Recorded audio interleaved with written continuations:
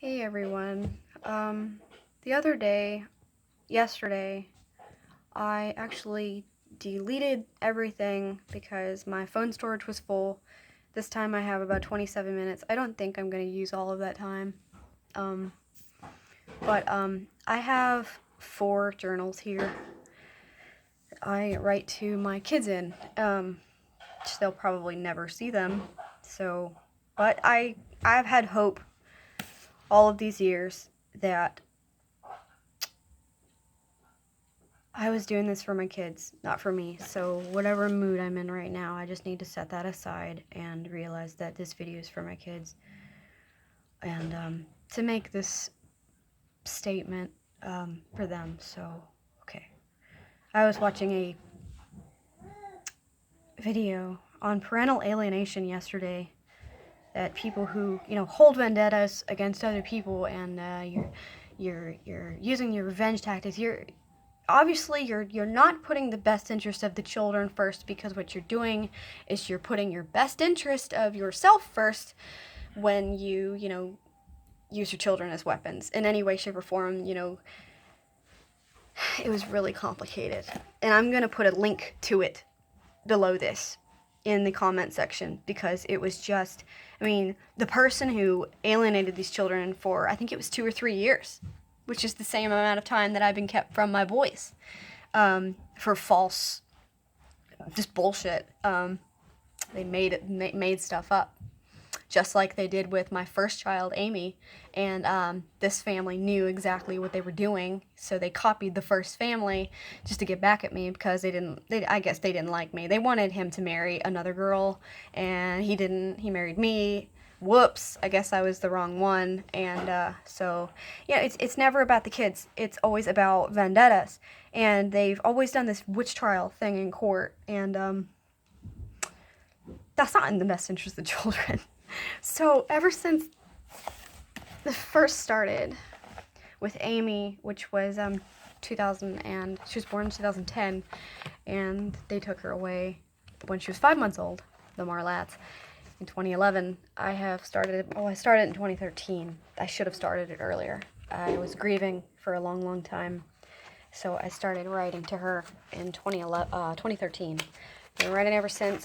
I don't write a lot because it's hard, because I don't know my daughter. They took her, she was 5 months old. I don't know what she looks like. I have one picture that's recent. And so I write sometimes. Last time I wrote was December 11th, 2019. And hopefully one day she'll read that. I would like to start from the beginning and make videos for each child and start reading from these books and putting it out here on the internet, because I know that they may never read these books. They never may get a chance. I would like to give these books to them when they're older, but sometimes the internet is the only contact that I have with my children, because even though I have court orders, these people aren't going to follow them. Regardless of whether or not there is a court order in place, they're not going to follow it. They're going to break the law in any way they can. I'm supposed to have medical records and school records, and at every way, shape, or form, they have wheedled their way out of that. There's no justice in our criminal or family court system, none. And because the person, the Johnstons and the Troxels, whatever their name is, Smiths, one of them works for the courthouse, she gets away with it. And the first family, she worked for the CSB, so they get away with it. It just doesn't matter. There's no justice. So they can get out of these court orders because they think that they are the law. They are the law, and so whatever the court order says, they're gonna make up their own rules. And so the only way for me to, if I was seeing my kids, it was like an hour to 3 hours, just like it was with Amy. We had to pay to see her. Literally, had to pay a therapist to have some supervised visitation, because they treated me like an unfit parent. So the books for Seamus and Alexander, I started as soon as they took them away, because I got smart. I knew that I wasn't gonna wait 2 years after I had done it with Amy. I started as soon as they took them away. My ex-husband didn't understand it, and this giant rift between us where he gave up on our children because they took them away from both of us. His own family took our children away. I'm not gonna say why, because, you know, people make crap up. Actually, I am gonna say why. I'm gonna say why, because there were children being molested in our area and nobody did anything about it, and there was someone else who their child was born with a drug addiction, and then that baby died. And so what they did was they used us as an example. They used our family as an example. So we are scapegoats. I have always been a scapegoat, and I'm used to it. I look different. So that's what Rockbridge County, Virginia does to people. They scapegoat them. And I got a letter a while ago, a week ago. The parents of Rockbridge County, it said, oh, they have your records. You're a target. You're a target. Rockbridge County. So I know that. I knew I was a target many years ago, and I know I'm a target now. So these are for my boys. All of the things that we've done together. I want to read start to finish. This is the book that's been finished. And this is the new one. It's got magnolias on it. It's very pretty. And I'm going to read you a little bit from that in a minute because it's important. I started it the other day. And then this one's for Dallas. He lives with me. It's the only one I got left. I'm very grateful to have him. And they're not going to take him away from me. I promise you that. Bunch of assholes. He's alienated from his brothers too. They wouldn't even bring him to see him when he was born. I mean, it's just cruel. Oh, this is so cute. Words Dallas can say. Has a long list. So that's his little book. I keep records on all my kids. You should see the boxes like in storage that I have. I've kept all of their shoes that I have. Oh man, all the little things they've drawn me. I have little bookmarks that they made. So anyway, here's a pretty deep. It's the last journal entry. Normally I write things that are child appropriate. I don't write deep things to my kids because they're not, Amy is, oh God, I forget how old she is sometimes. It's been so long. It's not like, I feel guilty for that, forgetting how old my child is, but it's just like, I don't know anything about her. I don't know anything. They haven't given me a goddamn chance. So usually I write, inside your card I put a owl, a bookmark, and some superhero stickers. On the back of them I wrote, Happy Halloween, love, Mom. Inside I wrote, it's been a while since we went trick-or-treating. I'm sending you some love and Halloween treats. It's a shame you missed the birthday party for Dallas. I wish you could have been there. I miss you both, Mom. Those are the things I usually write for my kids. Yeah, they wouldn't bring Alexander to his brother's first birthday party. I forgot that. It's so cruel. It's so cruel. Seamus got to go. I forgot that completely. It's always an excuse for something. Oh, anyways, Friday, March 13th. I'm going to start with this one, and it's a lot of things on my to-do list, but like covers and who cares right now. I want to do more stuff about this because my children are more important than any of the stupid music I write. I mean, everything I do is for them, but these books are...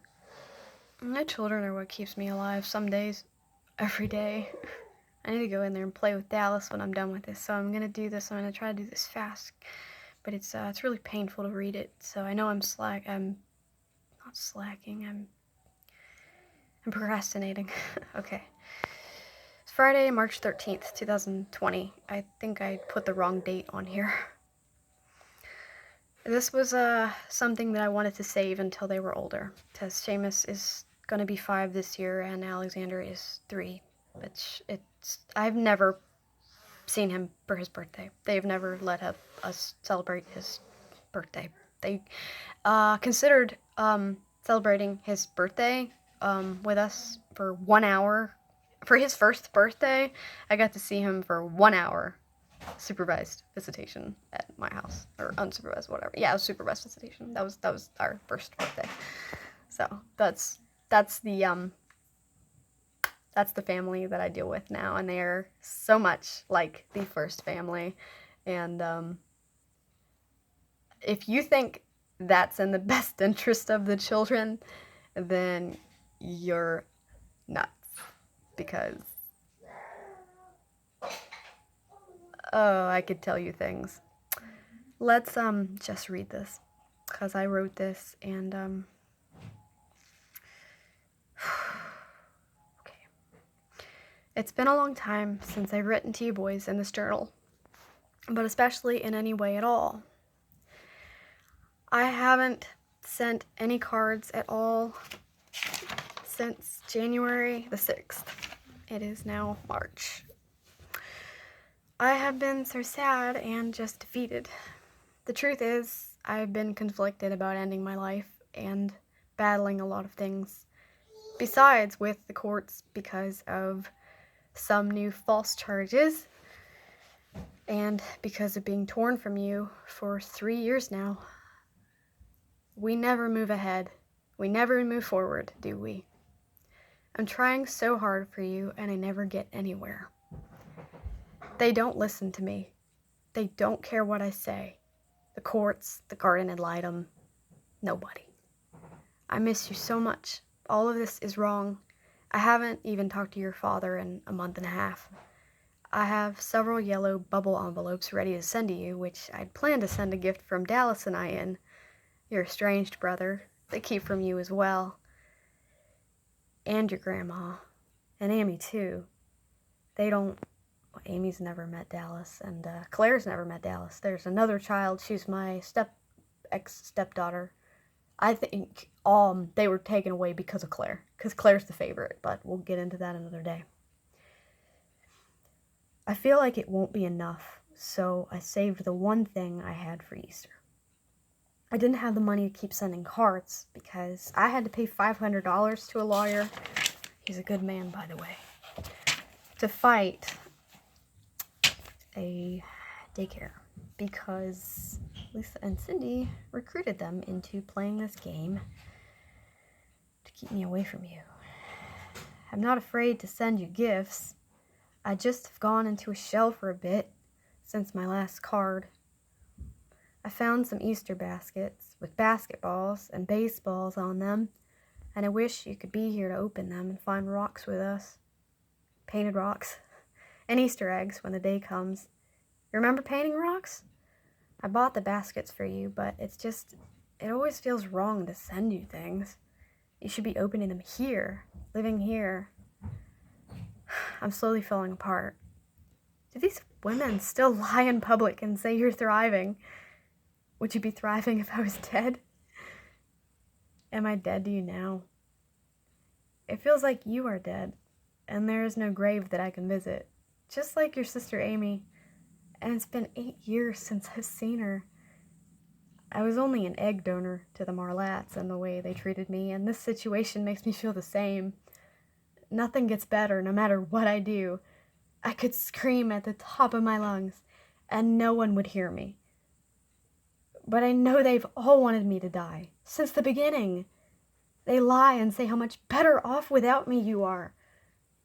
If that were true, then why did they say you needed behavior therapy and speech therapy and daycare instead of your mom? I'm right here. Why did you need all of these doctor visits? And why do they need financial help from social services? And child support from your dad when he's homeless? If they've got it all handled so well, and why did I have to walk away from you while they dragged you away from me and you were kicking and screaming, trying to get away from them, saying you didn't want to leave and you weren't going, and I had to leave because my time was up. I had to just watch them abuse you. It's like strangers in public they would look the other way. And I couldn't do anything. I couldn't call social services. Because one, they wouldn't believe me. And two, it was like, well, look what you did. And it was all lies. So that's when I started recording it. And then they decided they weren't going to let me see you anymore. How convenient, right? As soon as I started recording them abusing you, they stopped letting me see you at all. What if I'm not the unfit one? And never was. But it's only ever about who gets the upper hand and knows how to play the game. Family Court Monopoly. I'm going to make that game, by the way. It's called Family Court Monopoly, and these people are the ones that own Boardwalk. Just because they got the upper hand first, just like the Marlats did. They're the ones that are winning. And for me, my emotions are used against me. And so is my anger. But what am I supposed to feel? You're my kids. They're my babies. It's never a game for me, ever. This is not a game. There's one childhood. I'm here for all of you, and I'm fighting. We can't take this time back. We can't do this again. We get one shot. These gifts are for you. I guess to those people they're nothing compared to what they have. They didn't mind grabbing them out of my hands without a thank you. Or my mother's hands without a thank you. Just like it means nothing to them to lie in court and to doctors, caseworkers, teachers, and everyone else so they can steal you from me. But to me, every sticker and piece of candy and word I say and stamp I place, an envelope I lick. And they're gross, by the way. They don't taste very good. But I do it anyway. And moment I remember with you and card I've sent, well, it's everything to me because I'm your mother and I remember every single detail of it.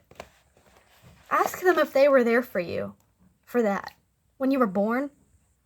No, they wanted nothing to do with either of you. Not until they got to take you away so that they could claim they were the heroes. It's fun and games to be the hero, but when we needed their help, they weren't there. They were never there when we needed them. They looked the other way. Your grandma was there. She and I know. She's there now. For Dallas. They're not him for him either. But you know what? I don't want him to be. I don't ever want to speak to them again. I told my lawyer that. What's in these tiny Easter baskets might not mean much compared to what you have now in the fancy lives you might be living. I'm just a poor woman with $300 in college savings for each of my kids. You do have that. Every single one of my 4 kids each has $300 in cash.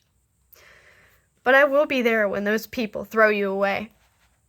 Like they did with Brian, your father. Pretty sure they did it with Jason too. I'll always be here for him too. You know, they kicked Brian out when he was 13 and he was living with friends. He wouldn't have been a drug addict if they hadn't kicked him out on the street. You know that. He probably wouldn't have gotten sexually assaulted either if his parents had been watching him. What's going to happen to my boys? They're going to end up drug addicts? That's what I'm afraid of. What kind of life are they going to be living? It was because of this situation, because of the way these people are.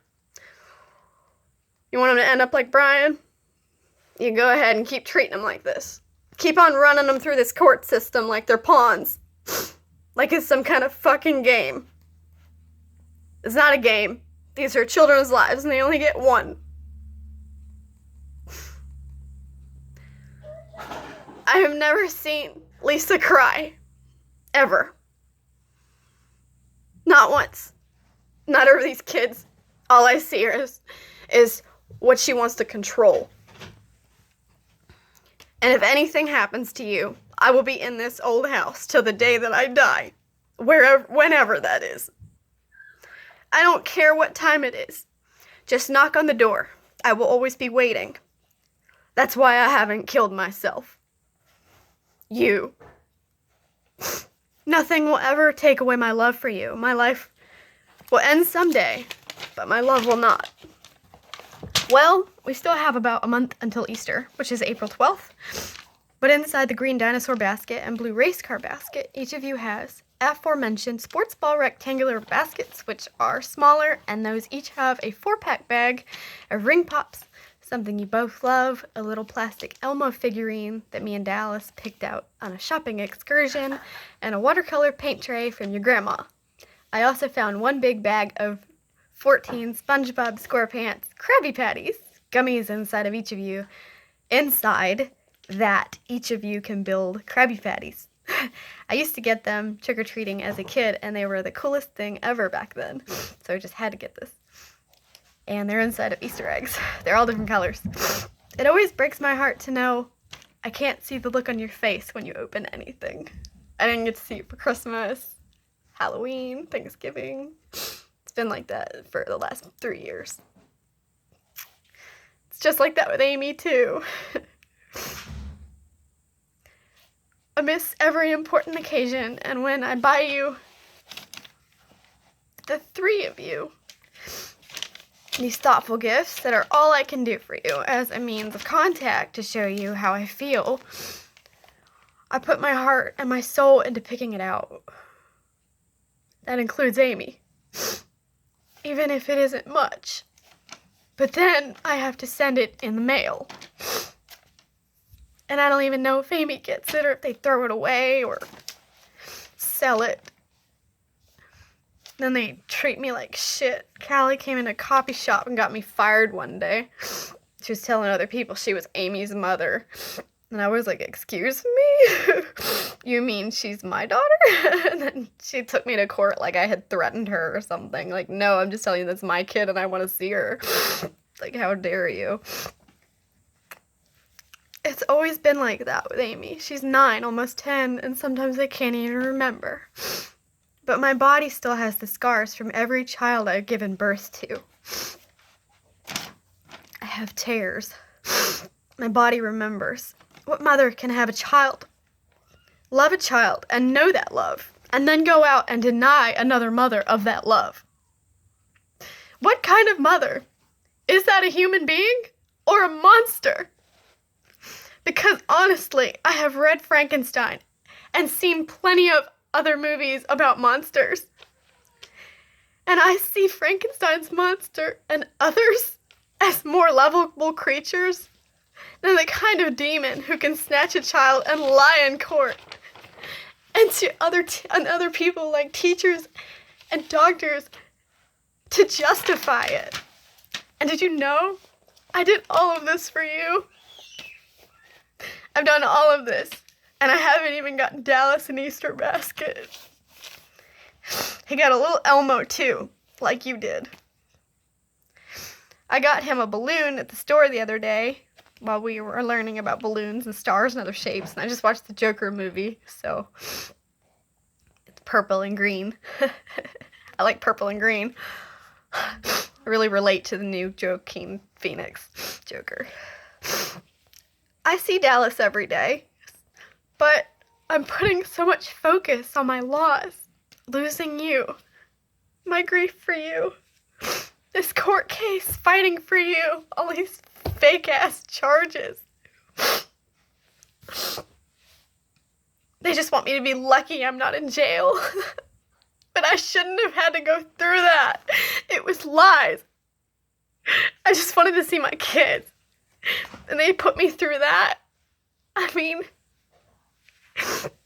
all of these people don't realize that all this is not only causing you boys suffering, or your sisters suffering, or me suffering. Who cares about mine, right? Or grandma suffering. But Dallas. And he has suffered since the beginning. Even when I was pregnant. I almost lost him. I had to have shots to keep me from going into labor early. And now he has a heart murmur because of that. Does anybody care? And you should see how lonely he is. He stares at the other kids on TV. All he has to play with is the cats. He doesn't have any kids to play with. I don't take him out because I don't want him to get sick. Like you boys are always sick. I don't believe in daycare. He misses you so much. He has no one to talk to that you were gone.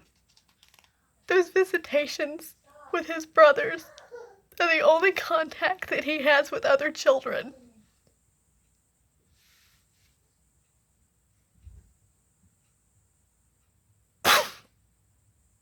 Nobody cares about Dallas. And nobody cares about any of the other these kids. They just care about themselves. They only care about themselves. And they care about bashing me. Not about the best interests of the children. Because if they did, it wouldn't be this 3 hours a week bullshit. It would have been, you have time today to see them? You want to see them today? Yeah, I got a free minute. I'm always here. No, but they gotta alienate me for 6 months, 7 months, 8 months, and then all of a sudden it's, oh, we're gonna follow the court order so we don't get in trouble with social services. What is that? It's a lie. It's not about the kids, it's about you. It's always been about you. It's never been about the kids. Selfish. And it's parental alienation, and it's child abuse. I'm never gonna see my kids again. You're gone? Are you gone like Amy? I feel like,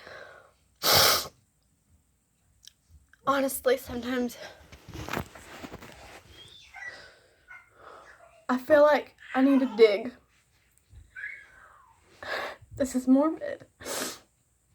I need to dig 3 holes and buy 3 headstones so I can finally have some closure.